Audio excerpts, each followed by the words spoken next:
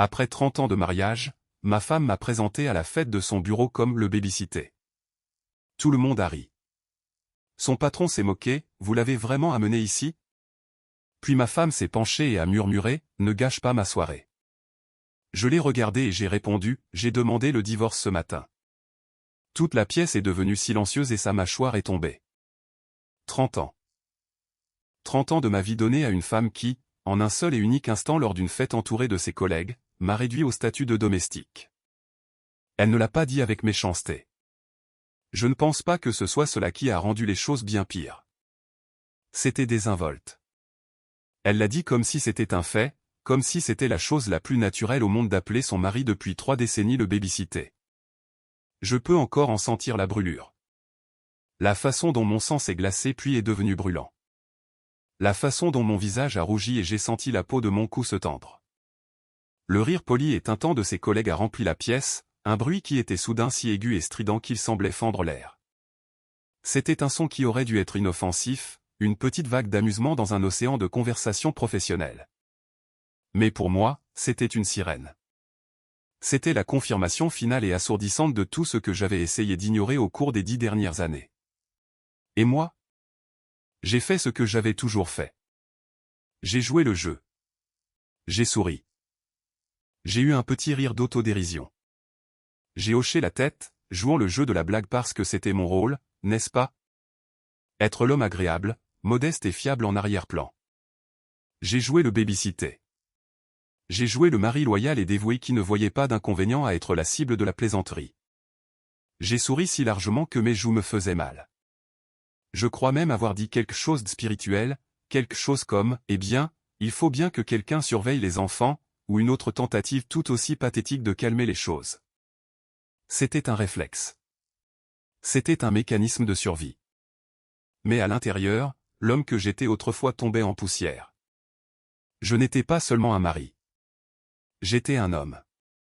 Un homme qui avait tout abandonné pour elle. J'avais mis mes propres ambitions, ma propre carrière, mes propres rêves sur une étagère pour qu'elle puisse s'envoler. C'est moi qui ai construit les fondations de nos vies.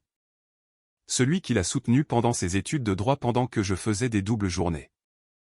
Celui qui restait debout tard avec nos 2 garçons, Kevin et Michael, pendant qu'elle assistait à des événements de réseautage et à des sessions d'études tardives.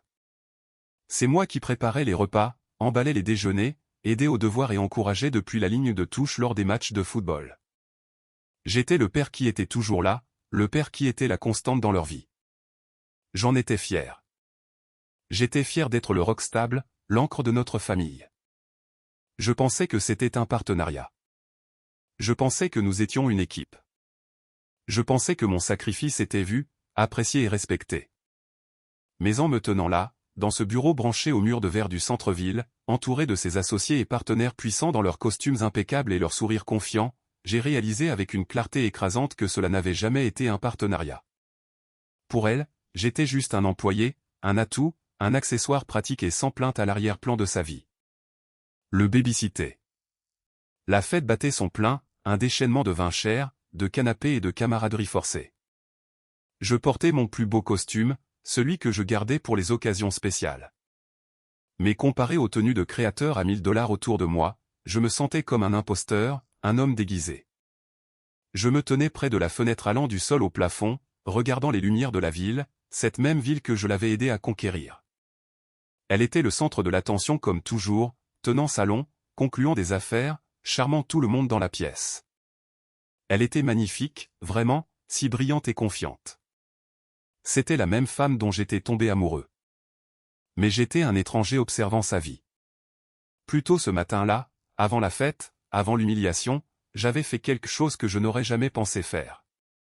Je m'étais assis seul dans notre grande cuisine silencieuse, le soleil du matin entrant à flot, soulignant les grains de poussière dans l'air. J'avais signé mon nom complet, une dernière fois pour elle. Il n'y a pas eu de dispute, pas de confrontation dramatique. C'était calme, clinique.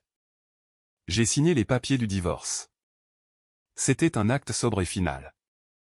L'encre était sèche avant même que je quitte la maison. Je les avais glissés dans la poche intérieure de ma veste. Une arme secrète, un bouclier contre la douleur que je savais à venir. C'était la première fois en 30 ans que je faisais quelque chose pour moi. Et maintenant, des heures plus tard, elle venait de me faire le plus beau cadeau qu'elle pouvait m'offrir. Elle m'avait involontairement remis les clés de ma propre liberté. Elle m'avait montré devant tout le monde exactement ce qu'elle pensait de moi. C'était la vérité la plus dure, la plus douloureuse que j'ai jamais eu à avaler, mais c'était la vérité néanmoins. Et le plus incroyable?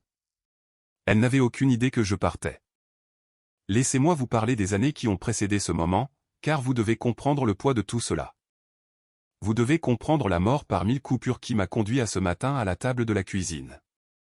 Nous nous sommes rencontrés quand nous étions jeunes, juste des enfants, vraiment. J'étais charpentier, un artisan. J'aimais travailler avec mes mains, construire des choses à partir de rien.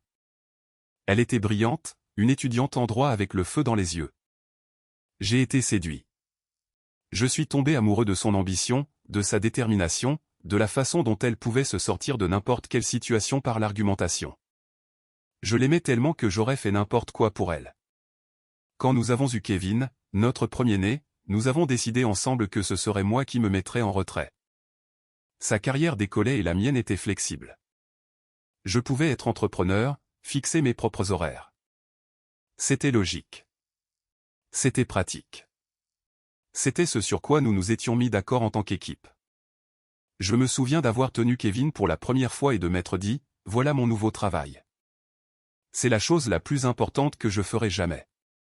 J'étais heureux. J'étais comblé. Et puis Michael est arrivé, et j'étais encore plus heureux. J'étais le parent principal. J'étais là pour chaque fièvre, chaque cauchemar, chaque genou écorché. C'est moi qui leur ai appris à faire du vélo, à lancer un ballon de football, à construire une cabane dans les arbres de leurs propres mains. Je construisais une famille. Je construisais une vie. Je construisais un héritage. Mais lentement, subtilement, la dynamique a changé. L'admiration dans ses yeux a commencé à s'estomper. Le nous est devenu elle et moi. Cela a commencé par de petites choses. Elle rentrait du travail et se plaignait du désordre de la maison. Même si je venais de passer la journée à lutter avec un tout petit et un nouveau-né, elle faisait des commentaires sur le fait que je ne comprendrais pas le stress de son travail. Nous étions à un dîner avec ses collègues, et j'essayais de contribuer à la conversation, mais elle parlait plus fort que moi, rejetant mon point de vue comme si j'étais un enfant. Elle a commencé à me traiter comme si j'étais dépassé dans son monde. Je me suis convaincu que j'étais sensible. Je me suis dit qu'elle était juste stressée. Je me suis dit que c'était parce que j'étais celui à la maison et que j'avais perdu mon tranchant. J'ai commencé à croire que je n'étais pas aussi intelligent qu'elle, que je n'étais pas aussi important. J'ai commencé à me rétrécir. J'ai cessé de parler autant de mon travail. J'ai cessé de partager mes opinions. Je maintenais la maison en état de marche.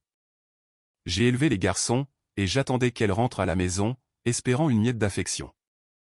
Je passais mes nuits à m'inquiéter pour elle, me demandant si elle était stressée, si elle mangeait correctement. J'ai construit tout mon monde autour de son bonheur. Et dans le processus, j'ai perdu le mien. Quand j'ai découvert qu'elle avait une liaison, je n'ai pas crié. Je ne me suis pas battu. Je me suis juste figé. C'était il y a 3 ans. J'ai trouvé un message texte sur son téléphone. Il venait de quelqu'un de son cabinet, un collègue. Il était tard, et elle était sous la douche. Je ne fouinais pas. Je mettais simplement son téléphone à charger, et l'écran s'est allumé. J'ai vu un message qui disait « J'ai hâte de te voir ce soir. La chambre d'hôtel est réservée. » Le monde a basculé. Mon cœur, ce cœur loyal et stupide, s'est juste arrêté. La trahison était si profonde, elle semblait physique. C'était un coup de poing dans l'estomac qui m'a coupé le souffle. Je l'ai regardée quand elle est sortie de la salle de bain. Elle était si belle, si intouchable, et j'ai ressenti une vague de nausée. Je ne l'ai pas confrontée alors. Je voulais lui donner une chance de s'expliquer. Je voulais lui donner une chance de prouver que j'avais tort, que c'était une erreur, qu'elle m'aimait toujours. Alors, j'ai juste demandé, comment s'est passée ta journée? Elle m'a donné une réponse laconique d'un seul mot et s'est détournée. Cette nuit-là, elle m'a dit qu'elle avait une réunion tardive le lendemain soir. Une réunion?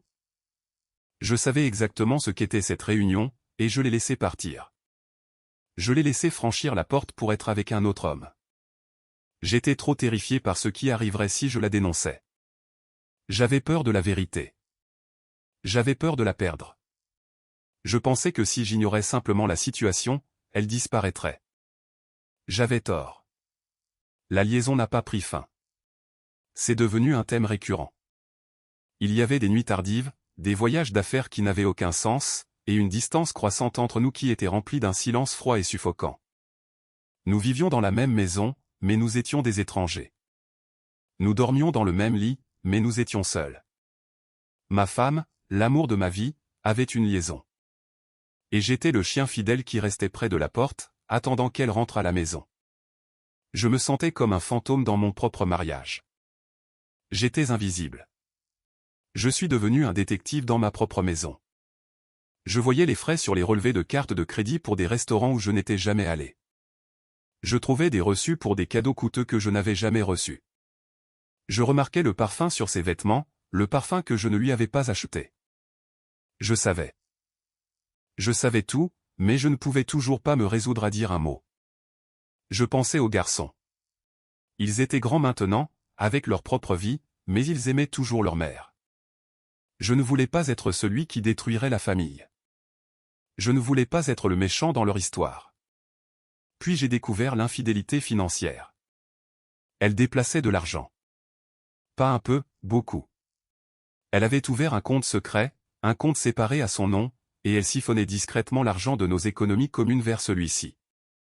De l'argent de la maison que nous avions achetée ensemble, des investissements que nous avions faits, du fonds de retraite que j'avais si soigneusement constitué. De l'argent qui représentait le travail de ma vie, mon sacrifice pour elle. Elle se préparait pour un avenir sans moi. Mais elle le faisait avec mon argent, avec l'argent que j'avais gagné, l'argent pour lequel j'avais sacrifié ma propre carrière. Elle m'effaçait systématiquement, me volant mon héritage juste sous mon nez. C'était la goutte d'eau. C'est à ce moment-là que l'amour, cet amour pathétique et désespéré auquel je m'étais accroché pendant des années, est finalement mort. Il a été remplacé par une clarté froide et dure. Il a été remplacé par une rage tranquille. Elle ne me trompait pas seulement avec un autre homme. Elle me spoliait de ma vie. Elle me volait. Elle m'utilisait. Elle n'avait aucun respect pour moi, aucun amour pour moi. J'étais juste un appareil pour elle, une chose qu'elle utilisait et tenait pour acquise. Et j'ai finalement réalisé que je n'avais plus à supporter cela. Alors, je me suis mis au travail. J'étais silencieux, mais je planifiais. J'ai engagé un avocat, le meilleur que j'ai pu trouver, le même que le cabinet de ma femme affrontait souvent au tribunal. L'ironie était délicieuse.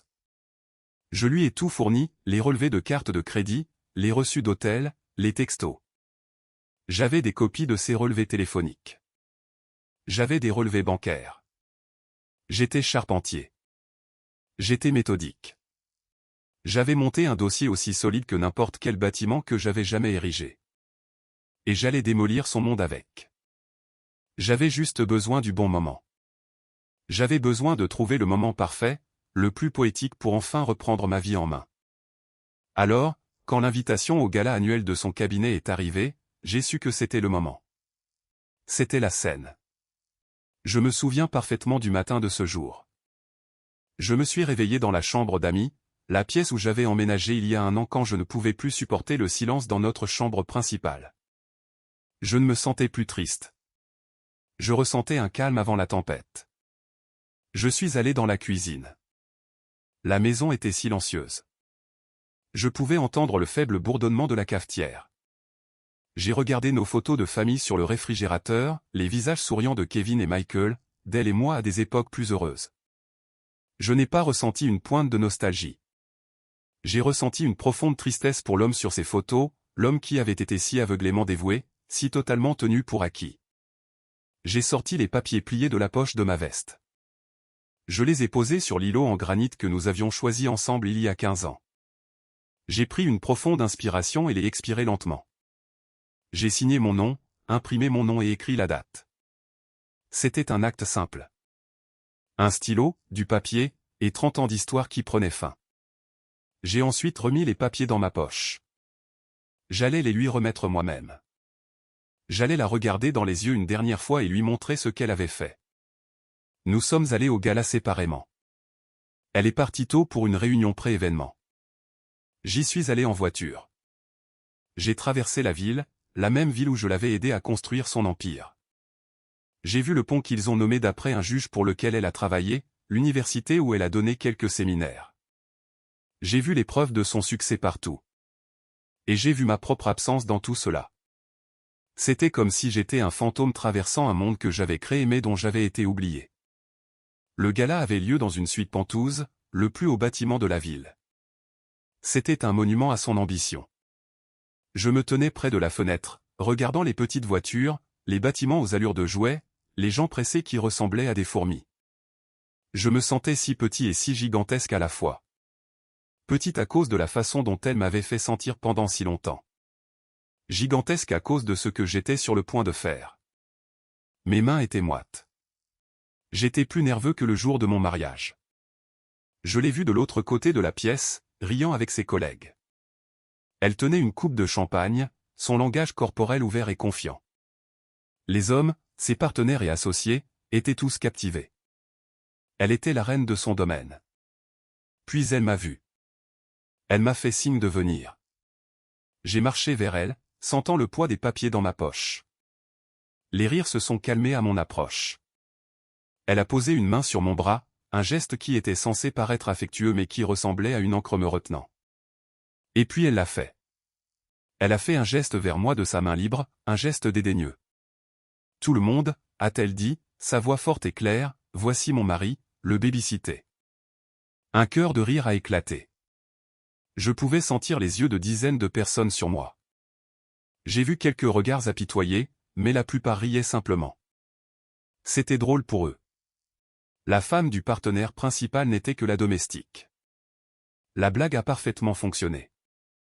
Et à ce moment-là, toute ma nervosité a disparu. C'était comme si un interrupteur avait été actionné. Les années de douleur, la souffrance silencieuse, l'humiliation, l'infidélité, le vol financier, tout cela s'est cristallisé en un seul point de résolution parfait et dur comme le diamant. Je l'ai regardé. J'ai vu son sourire. J'ai vu son attente que j'encaisse simplement, que je sois simplement son bon petit soldat, le majordome silencieux, le garçon toujours fidèle. Mais elle avait tort. Elle venait de mettre fin à la comédie. J'ai laissé le sourire poli tomber de mon visage. J'ai redressé le dos, une posture que je n'avais pas eue depuis des années. La pièce est devenue silencieuse. Il pouvait sentir le changement d'atmosphère. J'ai regardé les gens autour de moi, les avocats et les partenaires qui en savaient probablement plus sur les réunions de ma femme que moi. Je les regardais à nouveau. Baby-sitté, ai-je répété, laissant le mot en suspens dans l'air. J'ai laissé échapper un petit rire bas et sans humour. Puis j'ai mis la main dans la poche intérieure de ma veste. J'ai pu voir une lueur de confusion dans ses yeux. Son sourire a vacillé. J'ai sorti les papiers pliés, ceux que j'avais signés ce matin même. Ceux avec l'entête officielle de l'avocat en divorce le plus agressif de la ville. C'est intéressant, ai-je dit, ma voix stable et claire. Parce que ce matin, j'ai signé les papiers pour mettre fin à notre mariage de 30 ans. Je les ai brandis pour que tout le monde les voie. Et vous voudrez peut-être lire les petits caractères, mais ce serait une bonne idée. Selon la déclaration financière que je vais déposer, vos comptes secrets et vos liaisons extra-conjugales intéresseront vivement le tribunal. Un hoquet collectif a parcouru la pièce. Le silence était absolu. On aurait pu entendre une épingle tomber sur le tapis épais et coûteux. Son visage est devenu blanc, complètement blanc. C'était une nuance de pâleur que je n'avais jamais vue sur un être humain auparavant. Sa bouche s'est ouverte, mais aucun mot n'est sorti. Pour la première fois de tout notre mariage, elle était sans voix. Elle m'a regardé, les yeux écarquillés par le choc. L'avocate confiante et brillante avait disparu. À sa place se trouvait une femme qui venait d'être totalement et complètement exposée. Elle n'avait pas l'air en colère. Elle n'avait pas l'air triste. Elle avait juste l'air brisé. Je ne lui ai pas donné la chance de se remettre. Je ne lui ai pas donné la chance de mentir. Je me suis tourné vers la salle. Profitez de la fête tout le monde, ai-je dit, ma voix claire et retentissante. Je sais que je le ferai. J'ai remis les papiers dans ma poche, lui ai jeté un dernier regard et je me suis retourné. J'ai marché vers la porte, le plus grand, le plus beau sourire que j'avais porté depuis plus d'une décennie s'étalant sur mon visage. Je n'ai pas regardé en arrière. Je n'en avais pas besoin. L'homme qui avait été invisible, l'homme sur qui on avait marché, l'homme qui avait été le baby-sitté, est sorti de cette fête en homme libre. Le poids de 30 ans était enfin parti. Je n'étais plus son mari. Je n'étais plus son paillasson. J'étais de nouveau mon propre homme. La descente en ascenseur a été l'expérience la plus libératrice de ma vie. Les portes se sont fermées et j'étais seul. Je me suis appuyé contre le mur et j'ai expiré un souffle que j'avais l'impression de retenir depuis 10 ans. La musique jouait doucement, mais je ne l'entendais pas. Je rejouais l'expression sur son visage. Le regard de défaite totale et complète. C'était mieux que n'importe quelle vengeance que j'aurais pu imaginer. C'était la justice. Je suis rentré dans une maison vide. La maison que nous avions achetée ensemble. La maison que j'avais amoureusement construite et entretenue de mes propres mains. Ce n'était plus qu'une maison maintenant. Ce n'était pas mon foyer. Je n'en voulais pas. J'ai appelé mon avocat. C'est fait, ai-je dit. Je lui ai signifié les papiers. Les semaines suivantes ont été un tourbillon. J'étais comme un fantôme, mais le fantôme faisait enfin la hantise. Ma femme, qui avait été si confiante, si intouchable, était soudainement dans un état de panique. Elle a essayé de m'appeler. J'ai ignoré ses appels. Elle est venue à la maison. Je n'ai pas ouvert la porte. Elle m'a laissé des messages vocaux. Un mélange de rage et de panique. Elle criait, pleurait, menaçait. J'en ai écouté quelques-uns. Je devais le faire. C'était thérapeutique. James, comment as-tu pu me faire ça? A-t-elle crié. Nous étions une équipe. Une équipe? Le mot avait un goût de cendre dans ma mémoire. Tu détruis tout ce pourquoi j'ai travaillé, a-t-elle hurlé dans un autre message.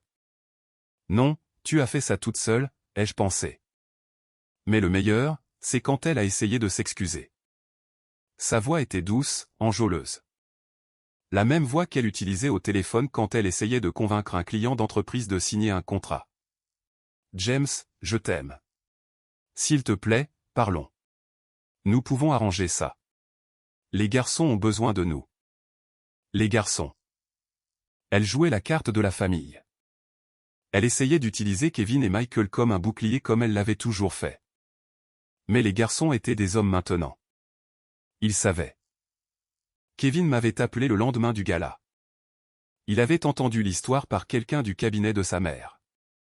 Papa, a-t-il dit, sa voix un mélange de colère et de chagrin. Je n'arrive pas à croire ce qu'elle t'a fait. Je suis tellement désolé. Tu n'as pas à t'excuser, mon fils, lui avais-je dit. Ce n'était pas de ta faute. Je sais, a-t-il dit. Mais je n'en avais aucune idée. Je pensais. Je pensais que vous étiez juste un peu distant. Je ne savais pas qu'elle était. Je ne peux pas croire qu'elle te trompait. Je ne peux pas croire qu'elle t'ait appelé comme ça. Je savais que ce moment viendrait. Le moment où je devais être le père dont ils avaient besoin. Je lui ai dit la vérité. Fils, ce n'était pas facile, mais c'est fini maintenant. C'est fait. Mes fils sont venus me voir le lendemain. Ils étaient mes plus grands soutiens. Ils m'ont aidé à faire mes cartons. Ils m'ont aidé à déménager dans un appartement plus petit, plus simple. Un endroit qui était juste à moi. Un endroit où je pouvais respirer. Un endroit sans ces fantômes. Ils étaient en colère contre leur mère, mais ils ne l'ont pas abandonné. C'étaient de bons hommes et j'étais fier d'eux, mais ils savaient où ils se situaient. Ils connaissaient toute la sale vérité. Et ils savaient que c'était leur mère qui était en tort. Cela, plus que toute autre chose, était une victoire silencieuse pour moi.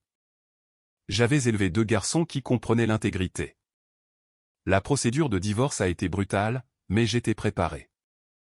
J'avais les preuves. J'avais le meilleur avocat. Le cabinet d'avocats de ma femme, dont elle était partenaire, était furieux du scandale. Il ne voulait pas que le linge sale soit lavé en public.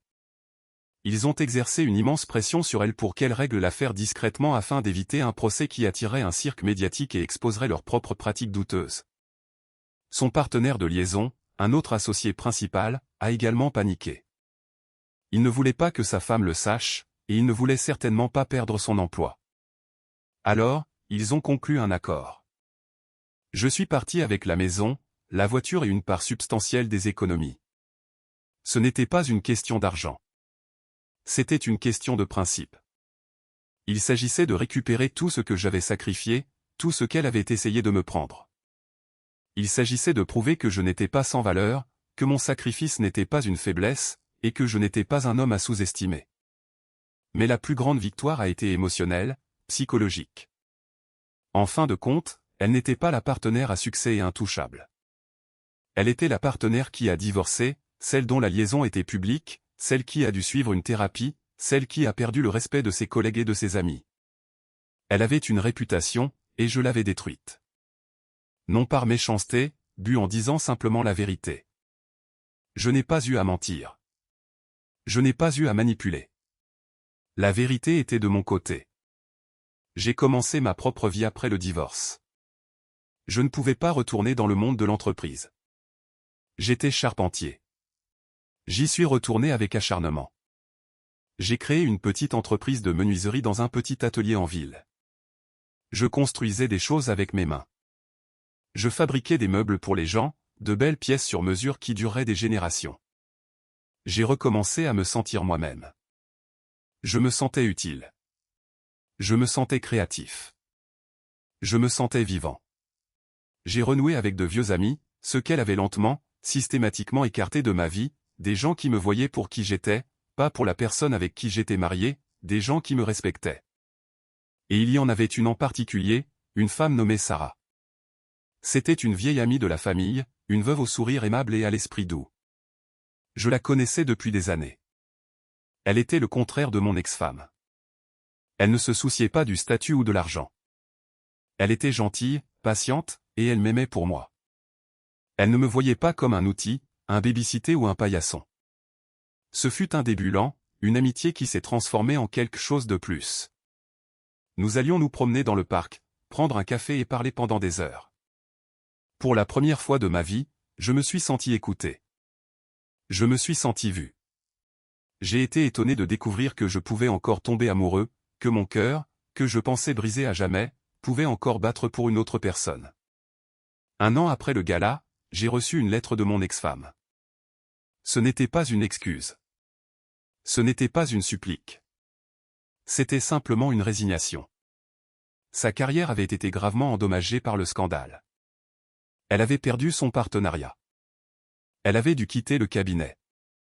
Elle avait déménagé dans une plus petite ville, pris un emploi moins prestigieux. Elle n'était plus que l'ombre de la femme que j'avais connue. La lettre était une tentative pathétique de justifier ses actions, de me reprocher de ne pas être assez ambitieux, de ne pas comprendre ses besoins. C'était une dernière tentative désespérée de rejeter la faute.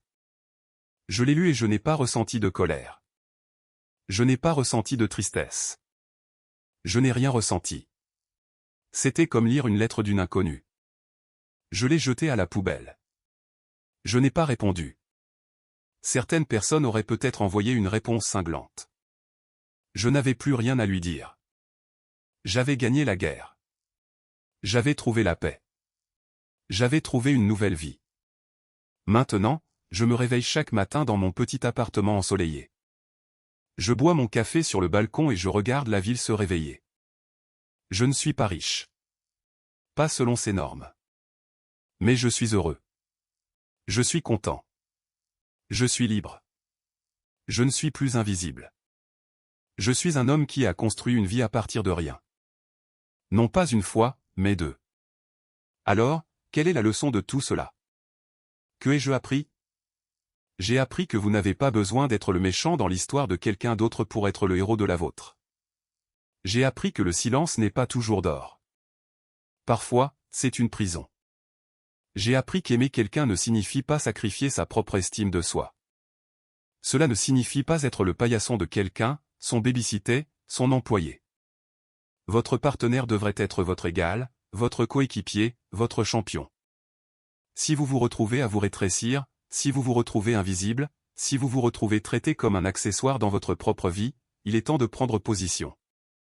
Parfois, le plus grand acte d'amour que vous pouvez vous montrer est de partir. C'est de signer les papiers. C'est de confronter la personne qui vous a diminué et de dire plus jamais. Votre valeur ne vient pas de l'approbation d'une autre personne. Elle vient de l'intérieur. Elle vient du courage de se défendre. Elle vient de la force de se reconstruire. Et parfois, la vengeance la plus poétique et la plus belle n'est pas de crier et de hurler, mais une sortie silencieuse, calme et digne. C'est l'acte de s'éloigner d'un incendie qui n'a jamais été le vôtre à éteindre en premier lieu. C'est l'acte de se choisir soi-même pour la première fois en 30 ans. Et croyez-moi, c'est un sentiment plus puissant, plus libérateur et plus enivrant que n'importe quelle vengeance que vous pourriez imaginer. C'est le sentiment d'être enfin libre. Maintenant, je ne dis pas que vous devriez sortir et divorcer. Je ne dis pas que vous devriez vous accrocher à la colère, mais je dis que personne ne devrait jamais vous faire sentir petit. Personne ne devrait jamais vous faire sentir invisible. Vous n'êtes pas un personnage secondaire dans votre propre vie. Vous êtes le personnage principal. Agissez en conséquence. Défendez-vous, car en fin de compte, la seule personne sur qui vous pouvez vraiment compter est la personne que vous voyez dans le miroir. Et cette personne mérite d'être heureuse. Cette personne mérite d'être respectée.